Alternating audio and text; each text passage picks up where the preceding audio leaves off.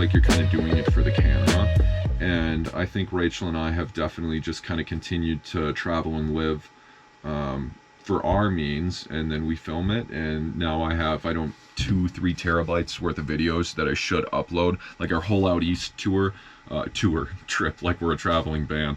Our whole trip out east, I think I did Nova Scotia, and that might have been it. And I mean, we went to Maine, we went to New York, we did all the states out there, all of the states out east, and I filmed a good portion of it. So I'll have to upload that stuff. We went down south and did North Carolina, South Carolina, Georgia, Florida, Arkansas, and haven't uploaded any of that. But whatever, someday we're going to look back and I'm going to be very blessed for all of these memories, and to pop a bottle of wine 20 years from now in our tiny home, wherever that may be, or our definition of the next chapter.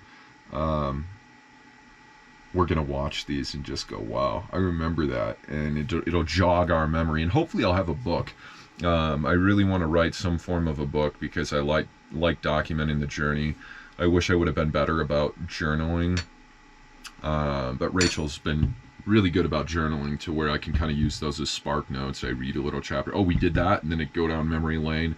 And my experience may be different than hers, to where then I remember stuff that she doesn't necessarily remember, or I interpreted a conversation with someone different, that sort of a deal. After kind of experiencing the property that we were just at up on the mountains, I made a clip where I said something where that was like an experience of feeling like, it was just raw land. It wasn't dispersed where we had to worry about someone coming up, parking right next to us. Are we at the 14-day limit, which we never really pushed the whole 14-day limit on BLM and stuff, because we always had to go back into town, get water, resupply, and by that point we're like, hey, we've been out there 7-10 days, like, let's move on down the road and experience something different.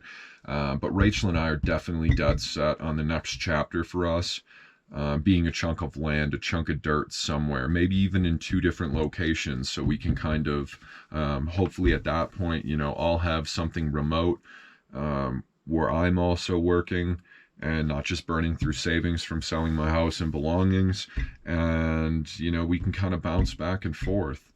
That would be so cool to experience, having just, you bring the van, you park the van, we have our secondary vehicle to where we can run in and out of town, don't have to worry about all of our personal belongings in the van getting screwed with, being parked in maybe the city, stuff like that, or at a trailhead, because that's exhausting. That's one of the things that I don't think a lot of people really get, is like, when we're hitting the road, we're bringing all of our stuff with us. And then there's always that constant worry of like, are we parked in a safe neighborhood? Is this something where someone's going to screw with our vehicle or break in? Is Zeke going to be safe inside there? So that stuff, it gets exhausting, and not having to think, where are we going from here? Where's the closest grocery store? If we have that chunk of dirt, we'll have the ability to kind of have it feel like home. The van will be parked there. It'll be secure, hopefully. And it just takes a lot of the guesswork of, where are we going to go? What's the next step? Where's the closest grocery store? All that stuff, it kind of takes some of that away. So that's what we're missing. We're excited for that chapter. In no way, shape, or form are we like, oh, why'd we get rid of our places? I mean, Rachel's place is really sweet, close to Minneapolis, but Minneapolis has changed so much too. As much as I miss being able to tinker in the garage, that's what I told Rachel. I had a garage that I put a lot of sweat equity into, and it was something I didn't think I'd have for a long time, and it was really sweet to just be able to go out there, turn on some tunes, and work on my own stuff. Whether it be vehicles or like a woodworking project or something like that, or just tinkering, letting the creative juices flow. It was super fun. So that's really the only thing I miss, because to think now, after what Rachel and I have done, the possibility that if she would have just moved and lived with me and we lived out the rest of our lives, it would have still been great. Would have been very cool to be right there with friends and family, but it's like, to think of all that we have experienced in 2 years, I can't imagine just being like, let's take the easy route. And we were so close to doing that. I mean, 27 years old is the first time I looked myself in the mirror and I was like, who are you? I was with the wrong person for 10 years. I worked a job that I hated for 7 years. It wasn't fulfilling. It was not rewarding. I met some great people through the job, and it allowed me to, have the free time and PTO to travel and do some things, but it wasn't fulfilling. It was a big waste of time. So I have to reflect on that. My 20s, a good portion of my 20s, I wasn't evolving and really digging deep, figuring out who I was. So 27 was the first time I think I looked myself in the mirror and I said, who the hell are you? And I started mountain biking or biking around town consistently, which got in shape. I felt good mentally and physically. And Rachel and I happened to match. She lived in Minneapolis. I was picking up a car there from auto auction, and the rest is history. Battery's dead, pop in a new battery and just keep ranting. But I'm gonna have breakfast and then get something done and hopefully ride in Grand Junction today. That's kind of been a bucket list thing. There is some snow up in the mountains, but I think there's some trails lower here in the valley that I can ride. So cheers.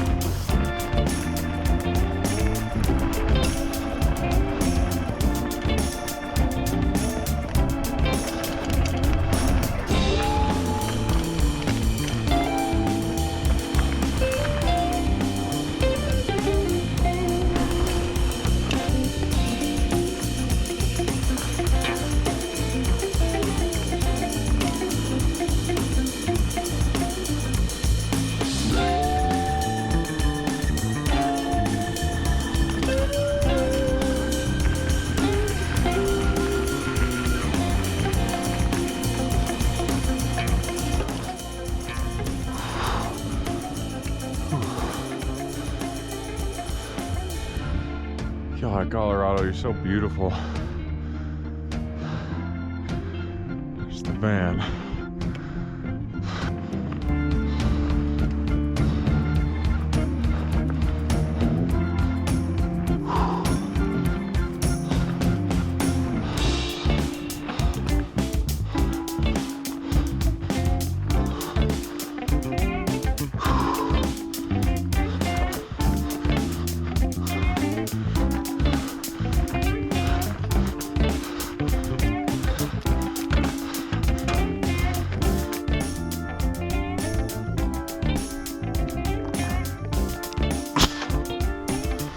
Beautiful. I got some climbing out of me here, huh?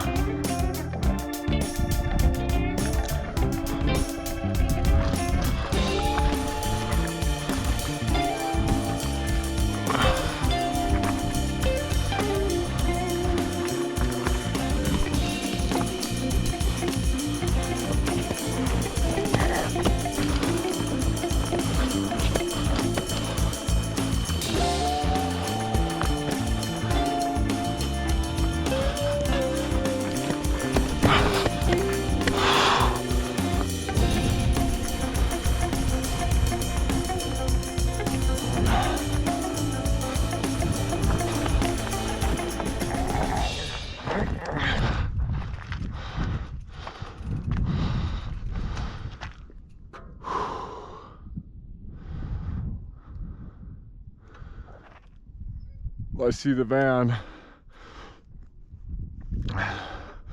Got brisk now that I got up here.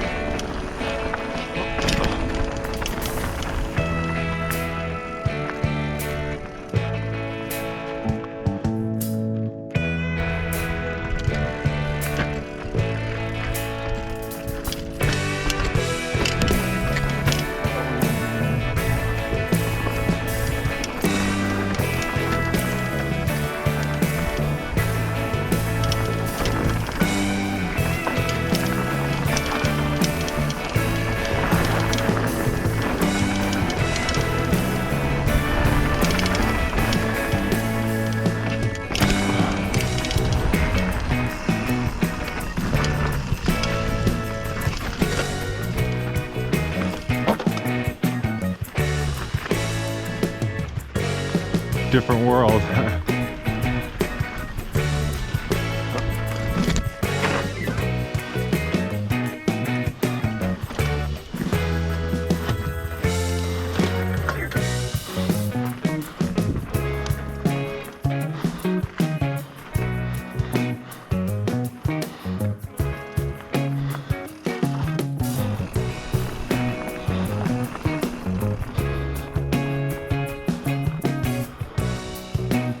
What a beautiful state.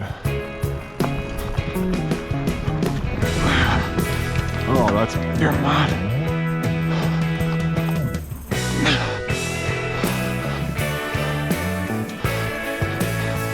It's too muddy.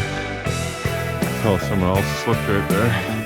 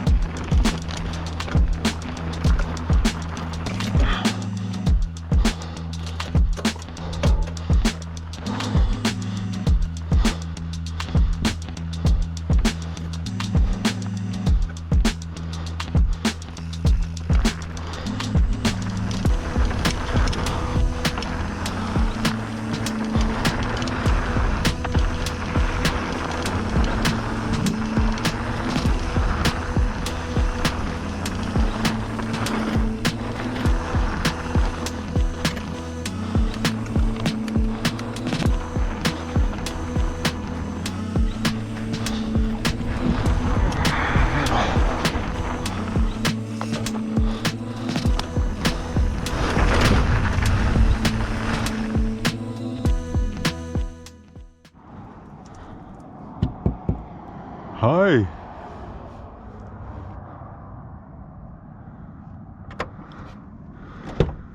Just got done biking with not with Zeke. I got done biking by myself. Ran into this dude that recommended some sweet trails, so did that. It was getting kind of overcast and it was cold and just a t-shirt. I think I did 6.5 miles. I would have loved to do another 6, but Rachel's about off work and I'm sure she wants to do something and hang out, so we'll see. Maybe we'll go get a beer somewhere.